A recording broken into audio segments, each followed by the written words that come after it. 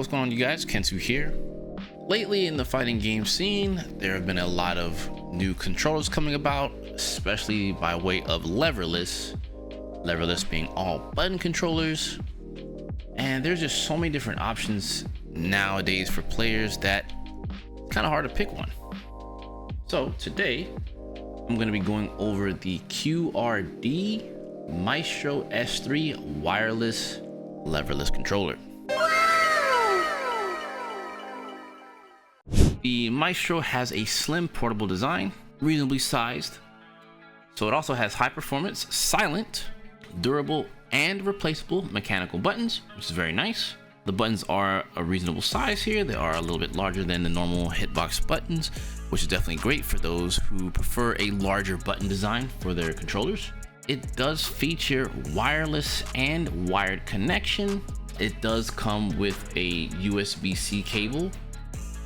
And it also has a connector that you can actually connect your cell phone to play games on your Android or your iOS. Pretty neat. And it can support up to 8 hours of uninterrupted gameplay with LED functions turned on. It does have LED lights. It does have a 3 hours fast charge. And it does have 30-day charge retention, which is fairly solid for a wireless controller.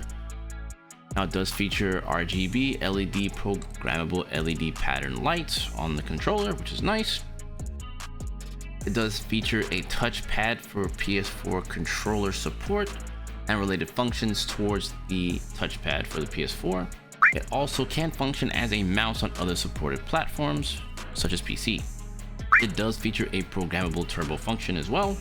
The Maestro also includes an onboard 1/8-inch audio jack, so you can plug up your headphones to get audio from your controller.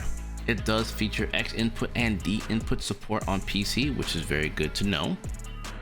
Also, out of the box, the Maestro does come with SODC cleaners, which means holding left and right forces neutral and up and down also forces neutral as well. So it's really good for those who like to go compete at tournaments. So you do have a wide range of support for this controller. So the Maestro does work for PS4, PS3, Switch, PC, iOS, Android, and the Xbox 360. So with all that out the way, let's get into the meat and potatoes and actually playing on it. I have been playing on this for about a good 2 weeks now. I have found a lot of success playing on it. I do think it's a pretty solid leverless controller.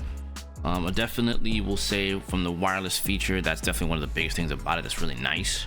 I can definitely say I do enjoy the fact that it is already SODC cleaned out the box, so I don't have to worry about, going to get some firmware or whatever. That is pretty much tournament standard across the board for a lot of fighting games out there right now, especially Street Fighter. So having that out the gate's really nice. Even the size, I think the size is really reasonable. It's really good for traveling. If you're traveling to events or you're just kind of moving around, going to friends' places, whatever. I think it's pretty sizable. It's really not that big. It's pretty light. It's very, very lightweight, to be honest with you. Really, really big thumbs up there. So with that being said, I want to give my honest thoughts on this controller. And, so you guys at home can see that, this is a very real review. Despite them actually being gracious enough to give me this controller to review it.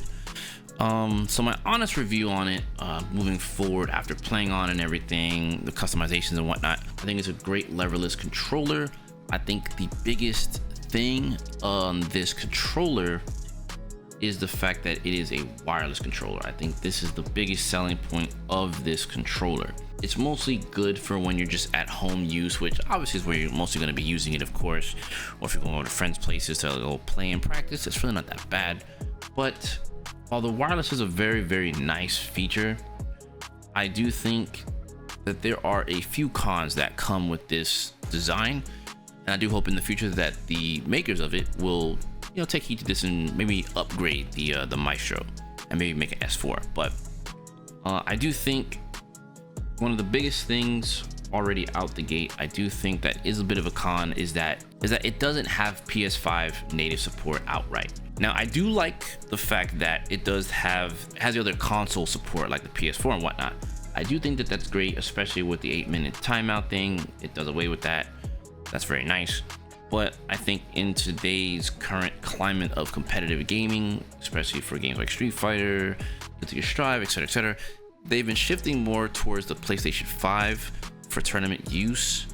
So I do think this is kind of one of the areas where I do think this, Leverless does falter.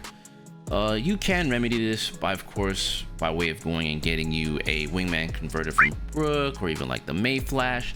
So you do have options to kind of remedy that issue, but that does come at an extra cost on top of getting the actual Leverless yourself. It does falter in this department, right? Not having access to the L3, R3 buttons as actual attack buttons or face buttons that you can actually use. It's become a big trend nowadays in the latest Leverless, as you can see in the Hot M Plus, or even the Punk Workshop Leverless controllers as well. And there's a bunch of other Leverless out there that are now featuring those extra buttons.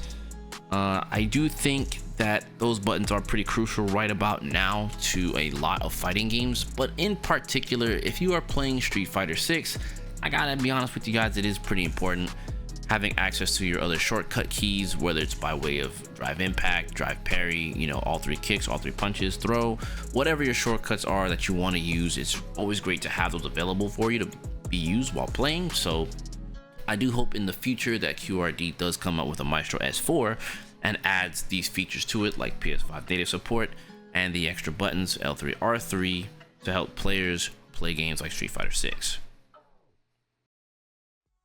And with that being said, you guys, that's going to do it for this video here. I will leave links in the description below if you're interested in picking up the Maestro S3. Check it out.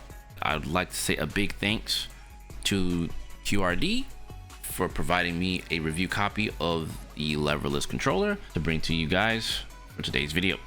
So alright, you guys, I'm gonna go ahead and get up out of here, and I'll catch you guys in the next one. Peace.